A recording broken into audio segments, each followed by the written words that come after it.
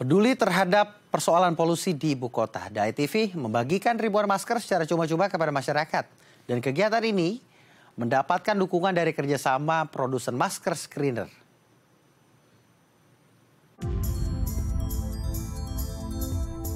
Tingginya polusi udara yang kini terjadi di Jakarta dan wilayah penyangga menggerakkan Dai TV bersama produsen masker Screener untuk membagikan masker penutup hidung dan mulut kepada masyarakat. Sebanyak 50.000 masker dibagikan kepada masyarakat di Kota Tangerang Selatan, Banten setelah pada bulan Agustus lalu wilayah ini menempati urutan terburuk dalam indeks kualitas udara di Indonesia. Aksi sosial pembagian masker diserahkan langsung kepada pemerintah Kota Tangerang Selatan melalui Dinas Kesehatan dan secara simbolis diterima langsung oleh Sekretaris Dinas Kesehatan Kota Tangerang Selatan. Selain instansi pemerintah Kota Tangerang Selatan, Dai TV juga memberikan bantuan masker kepada para siswa di Sekolah Menengah Atas Negeri 3 dan 7 Kota Tangerang Selatan serta rumah sakit. Tak hanya itu, untuk meluaskan aksi ini, Dai TV juga menggandeng Bidang Kedokteran Kesehatan Polda Metro Jaya Jakarta untuk membagikan 32.000 masker kepada masyarakat umum. Untuk membahasnya lebih lanjut, kita telah terhubung dengan Dwi Hartadi Kertiasa selaku Brand Manager Dai TV, lalu ada juga Yola Dimi Sugito selaku Marketing Koordinator PT Multi Utama Disposindo Jaya. Dan untuk membahas dari sisi kesehatan juga hadir Dr. Hendra selaku dokter spesialis paru. Selamat siang Dr. Hendra, apa kabar? Selamat siang, kabar baik. Baik, saya ingin ke Dr. Hendras terlebih dahulu. Dr. Hendras, ini bicara soal polusi, mungkin ini menjadi permasalahan yang menahun ya.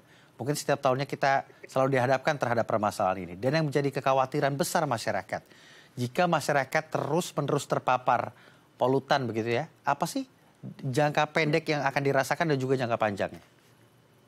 Iya, tentunya polusi udara ini saat ini menjadi salah satu problem kita di masyarakat Indonesia. Tentunya ada efek-efek sebetulnya untuk efek tidak melulu di saluran nafas ya, tapi mungkin saat ini saya membahas efeknya pada saluran nafas dan paru, di mana efek jangka pendek juga ada dan jangka panjang juga ada. Untuk jangka pendek salah satunya adalah bisa terjadinya iritasi pada saluran nafas ya, bisa saluran nafas bawah atau saluran nafas atas. Itu juga bisa misalnya iritasi pada kulit, pada mata, hidung gitu. Biasanya masyarakat akan mudah mengalami batuk, mengalami sesak nafas seperti itu, mengalami kondisi perburukan dari asma, ya, perburukan dari penyakit paru sebelumnya apabila memiliki kondisi penyakit kronik sebelumnya. Kemudian juga bisa meningkatkan kejadian paru-paru basah atau pneumonia, bronkitis akut seperti itu. Itu untuk efek jangka pendeknya, Mas.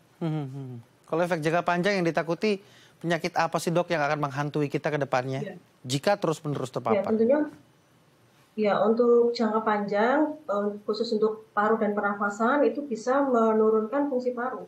Sehingga yang awalnya mungkin kuat berenang, kuat lari, akhirnya kok lama-lama udah capek seperti itu. Kemudian bisa yang tidak punya asma atau tidak punya sesak menahun, bisa mengalami dua penyakit ini atau penyakit yang lain, ya, misalnya bronkitis kronik, kanker paru, seperti itu. Ya, jadi untuk efek jangka panjangnya pun juga tidak kalah mengkhawatirkan. Iya. Artinya memberikan dampak keduanya juga mengerikan begitu ya. Apalagi concern kita terhadap kesehatan paru. Yang menjadi pertanyaan adalah dok, anak-anak misalnya stunting seperti itu. Apakah stunting juga berpengaruh? Iya, saya baca stunting, kemudian kelahiran prematur itu juga bisa disebabkan, atau peningkatan kejadian stroke, ya, penyakit jantung iskemik itu juga bisa disebabkan dampak dari polusi udara ini. Baik. Yang menjadi pertanyaan besar adalah mungkin kita juga menantikan bagaimana kebijakan pemerintah untuk menyelesaikan permasalahan ini. Tapi secara personal mungkin setiap masyarakat juga butuh usaha preventif untuk mencegah hal ini. Apakah penggunaan masker dapat menjadi hal yang atau kebiasaan yang baik untuk mencegah adanya terpaparnya polusi, dok?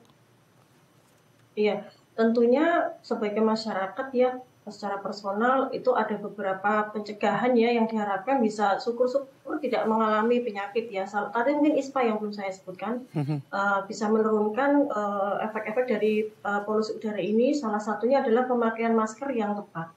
Ya, dengan tepat itu bisa. Selain itu juga tentunya ada cara-cara yang lain ya. Tapi kalau untuk masker, kami setuju sekali sebaiknya pada saat kita beraktivitas di luar ruangan, masker itu kita kenakan kembali. Saya ingin ke Mbak Yola. Halo Mbak Yola. Halo, selamat siang. Baik, saya ingin ke Mbak Yola. Mbak Yola, lalu mengapa Mbak Yola memilih untuk menjalin jodoh begitu ya bersama dengan DAI-TV untuk membagikan masker? Apakah isu polusi udara juga menjadi penting bagi Anda? Ya, baik. Terima kasih. Sebelumnya terima kasih kepada DAI TV juga sudah bekerja sama atau berkolaborasi dengan PT Multi Utama Dispos Indojaya ataupun Brand Screener. Jadi untuk kerjasama saat ini yang kita sedang lakukan yaitu berlatar belakang dengan adanya isu polusi udara ya Pak ya. Yang dimana saat ini saya juga baru baca berita dari salah satu media yang dimana kemarin di Selasa 3 Oktober 2023 untuk Jakarta ini kembali lagi menduduki posisi kedua nih sebagai kota yang memiliki polusi udara terburuk setelah kota yang berada di negara Pakistan gitu. Nah kemudian kami melihat bahwa kami memiliki tujuan yang sama, yang dimana kami ingin berbagi kebaikan. Maka dari itu dari Screener dan juga dari DAI TV saling bekerja sama, yang dimana kami ingin meningkatkan kesadaran dari warga Jakarta ataupun kota sekitarnya, yang dimana akan pentingnya penggunaan pelindung diri, yaitu salah satunya menggunakan masker agar mereka selalu terjaga, atau salah satu bentuk pencegahan juga ya dari penyakit yang diakibatkan dari polusi udara. Seperti itu Pak. Baik, saya ingin juga bertanya dengan Mas Arta. Iya, halo, selamat siang. Baik, Mas Arta, apakah Mas Arta juga memiliki gagasan yang sama terkait bagaimana DAI TV melihat sangat darurat sekali polusi udara sehingga kita juga harus bergerak, kita juga harus turun untuk berdaya kepada masyarakat dalam upaya preventif? Ya, sebelumnya memang dari DAI TV selalu aktif dalam kegiatan sosial. Dan di bulan Agustus, September hingga Oktober ini kami melihat memang berita-berita di luar sedang ramai membahas mengenai polusi udara. Nah tentunya DAI TV ingin aktif kembali menjadi bagian dalam penyelesaian isu polusi udara. Kita bertemu jodoh juga dengan masker Screener dan akhirnya kita merumuskan bagaimana bisa membantu masyarakat, khususnya masyarakat di Jakarta dan Tangerang Selatan tetap terproteksi diri dalam menjalankan aktivitasnya yaitu dengan menggunakan masker. Untuk itu kami DAI TV dan Screener akan bekerjasama untuk mendistribusikan sebanyak 350.000 masker yang akan dilakukan pada bulan September hingga nanti Oktober. Seperti itu Mas. Baik, ada 350.000 ya Mas Arta ya? Ya. Lalu bagaimana nanti teknis pembagiannya begitu? Pembagian masker sendiri, apakah diserahkan kepada pemerintah setempat atau langsung ke masyarakat? Ya, tentunya dalam pendistribusian ini kami bekerja sama juga dengan instansi Polri dan Dinas Kesehatan dan Pemerintahan khususnya Jakarta dan Tangerang Selatan. Nah, dari data tersebut kami juga melakukan verifikasi yaitu screening di mana diharapkan agar penerima masker ini tepat sasaran. Seperti itu, Mas. Baik, Mas Arta. Saya ingin kembali ke Dr. Hendras. Dok, saya ingin kembali mempertanyakan apa saja sih usaha masyarakat untuk mencegah begitu ya. Ini selain kita juga menunggu kebijakan pemerintah untuk menyelesaikan hal ini, lalu sepreventif apa yang bisa dilakukan masyarakat? Ya, tentunya sudah banyak himbauannya kepada masyarakat bagaimana untuk menurunkan risiko polusi udara ini terhadap kesehatan masing-masing. Memang kita kalau diharapkan untuk mengurangi aktivitas di luar ruangan ya. Karena memang polusi udara ini juga ada populasi yang rentan ya seperti anak-anak, balita, kemudian geriatri atau lansia di atas 60 tahun, kemudian orang-orang dengan penyakit komorbid, khususnya penyakit paru kronik seperti asma atau sesak menahun, dan juga ibu hamil ya. Diharapkan khususnya untuk populasi yang rentan ini atau mungkin juga masyarakat secara umum itu mengurangi aktivitas di luar rumah. Namun apabila memang itu harus dilakukan, alasan kita bekerja, sekolah, dan lain sebagainya, mungkin ada beberapa tips. Selain tentunya memakai masker atau APD yang sesuai ya, untuk masker ini juga diharapkan pemakaiannya betul ya, jadi menutup hidung, menutup mulut seperti itu agar maksimal ya. Kemudian diharapkan juga memakai pelindung tubuh seperti misalnya topi ya, payung atau pakaian panjang, karena saya baca bahwa polusi udara ini juga bisa menurunkan daya tahan tubuh ya, terlepas dari memang polusi udara ini bisa terhirup saluran nafas, di mana partikel-partikel berbahaya tersebut akan bisa menimbulkan suatu sakit pernafasan, namun juga bisa sebagai mediator masuknya virus, bakteri maupun jamur, sehingga masyarakat akan mudah mengalami penyakit saluran nafas seperti yang saat ini marak atau kunjungan rumah sakit meningkat adalah peningkatan kejadian ISPA. Ya, selain itu tentunya daya tahan tubuh juga harus di boosting ya, salah satunya dengan pola hidup bersih dan sehat. Tentunya untuk makanan bergizi, hidrasinya juga harus cukup ya. Hidrasi maksudnya untuk minum itu juga minimal 1,5 sampai 2 liter untuk masyarakat yang tidak memiliki kontraindikasi. Kemudian juga pola tidur yang cukup, tentunya juga mengurangi sumber polusi udara di dalam ruangan. Yang paling besar ini frekuensinya adalah merokok. Jadi mengurangi merokok, kemudian tidak bakar-bakar di rumah, sehingga kita juga mengurangi sumber polusi udara dalam ruangan. Ya, selain itu juga segera mengenali misalnya kita nanti gejalanya apa saja sih, saya harus kemana kalau mengalami gejala seperti itu.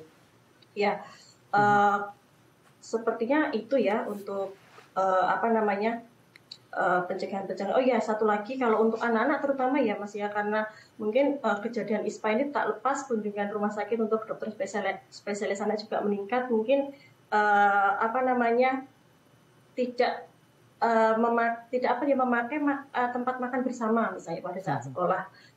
Rajin cuci tangan ini juga perlu kita tekankan, karena meskipun penularannya kan biasanya dari misalnya ISPA itu dari saluran nafas, tapi dari droplet yang nanti tangan kotor akhirnya tidak cuci tangan, kita memegang mulut atau memegang hidung, itu juga akan meningkatkan kejadian penyakit pernafasan baik pada mungkin semua populasi.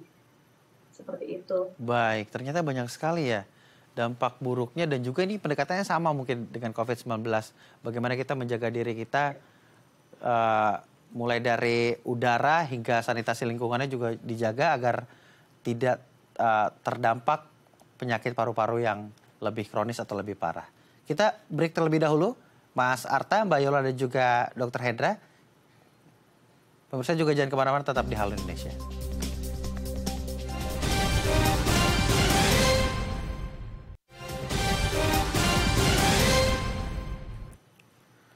Terima kasih pemirsa masih bersama kami di Halo Indonesia. Pemirsa, kita masih melanjutkan perbincangan dengan 3 orang narasumber kita.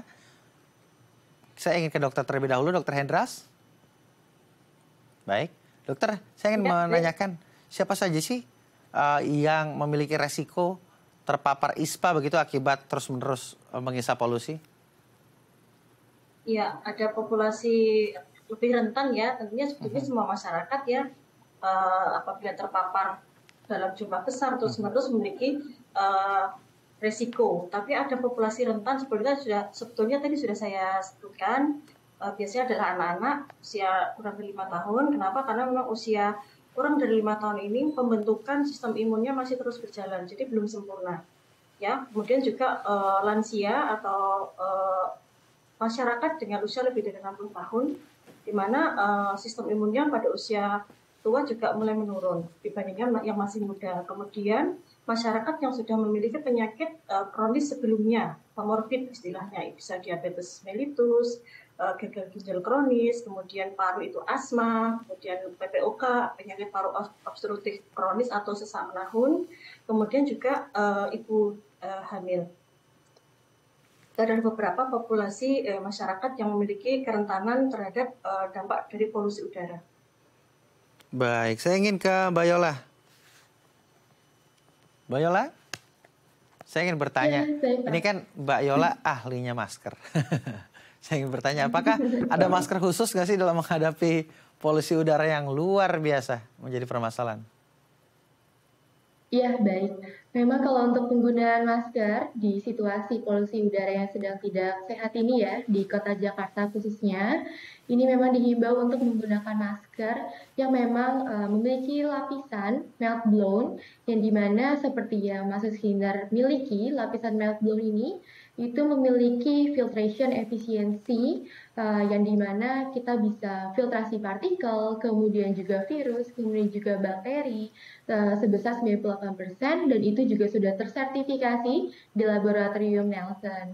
Jadi untuk di saat ini memang sangat penting untuk memilah ya, untuk menggunakan masker nih yang memang mampu untuk memfiltrasi polusi udara, debu-debu, partikel, dan lainnya. Nah, maka dari itu dari Skinner ini juga menyediakan masker dari usia anak-anak ya sampai usia dewasa juga, yang dimana masker yang kami produksi ini adalah masker medis. Jadi memang sangat cocok untuk digunakan pada situasi yang dimana polusi udara ini sedang tidak baik di kota Jakarta. Jadi yuk para penonton di sini, audiens, mari kita gunakan masker yang sudah tersertifikasi dan juga mampu memfiltrasi dari partikel, debu, dan udara kotor lainnya.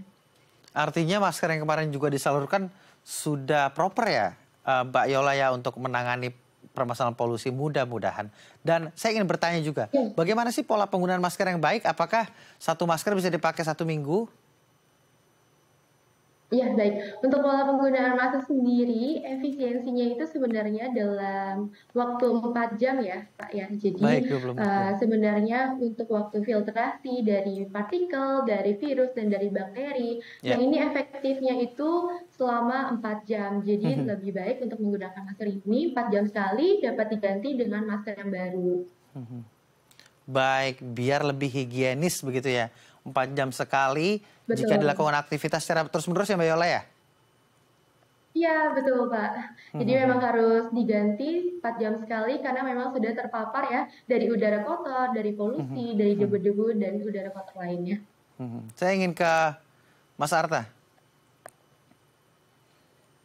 Ya, halo Mas Akbar, gimana? Mas Arta, lalu apa harapannya setelah menyalurkan masker ini kepada masyarakat? Ya, tentunya harapan kami dari DAI TV, masyarakat khususnya masyarakat wilayah Jakarta dan Selatan dapat terlindungi. Terlebih kita merasakan cuaca yang sangat panas ditambah dengan polusi yang lumayan mengganggu dalam aktivitas ini. Mereka bisa sadar betapa pentingnya menjaga pernafasan mereka.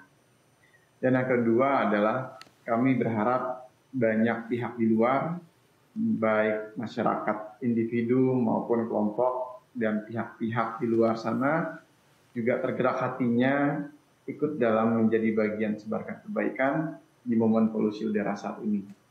Karena masyarakat Jakarta dan Tangerang Selatan itu juga perlu bantuan juga. Dan tidak bisa hanya dari TV dan Skinner maupun pemerintah. Jadi kita perlu bergandengan tangan tentunya dengan pihak-pihak masyarakat dan individu di luar sana untuk sama-sama bantu di momen polusi udara seperti ini. Baik, ini kan tidak jarang masyarakat yang juga sudah melepas masker karena kita sudah usai pandemi begitu ya. Lalu bagaimana? Apakah masih ada gairah masyarakat untuk menggunakan masker? Ketika Mas Arta membagikannya secara langsung, apakah respon masyarakat juga masih antusias menggunakan masker? Ya, mungkin saat ini kita melihat di luar banyak masyarakat yang sudah apatis tidak menggunakan masker.